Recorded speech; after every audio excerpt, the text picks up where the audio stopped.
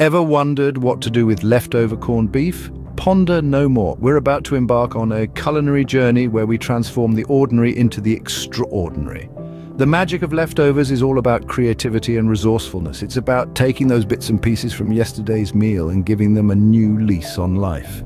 Today we'll be diving into the delightful world of instant pot corned beef breakfast hash, a dish that not only tastes fantastic but is also a great way to reduce food waste. Our main star is, of course, the leftover corned beef. This will be joined by a colorful cast of onions, green and red bell peppers and garlic.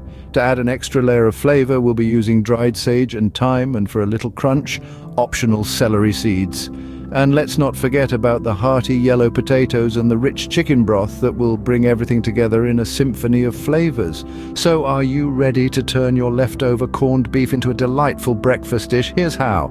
Start by setting your instant pot to sauté at medium heat.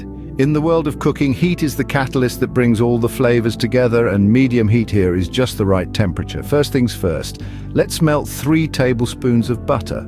As it begins to sizzle and dance around the pot, it's time to introduce our vegetables to this buttery stage. We have a medium yellow or white onion, peeled and chopped, along with a medium green and red bell pepper, both stemmed, cored and chopped. These 3 are going to be the backbone of our dish, providing a symphony of flavors and colors.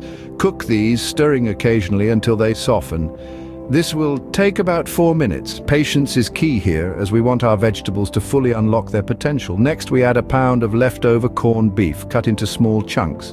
The transformation of leftovers into a gourmet breakfast meal is truly magical, isn't it? Stir in 2 minced garlic cloves, a teaspoon of dried sage, a teaspoon of dried thyme, and if you like, a half teaspoon of celery seeds. But we're not done seasoning yet. Add a 1/4 teaspoon of table salt and another 1/4 teaspoon of ground black pepper. Cook this mixture, stirring often, until the aroma fills your kitchen. This should take about a minute. At this point, all our ingredients are in the pot, bathing in a beautiful harmony of flavors. Remember to stir occasionally and make sure everything is evenly cooked and fragrant. Now that the initial sautéing is done, we move on to the pressure cooking.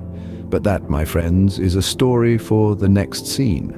Next, turn off the sauté function and get ready to pressure cook. This step is where the magic truly happens. Now, it's time to add those diced yellow potatoes into the pot. Don't worry about peeling them, the skin adds an extra layer of texture that's simply delightful.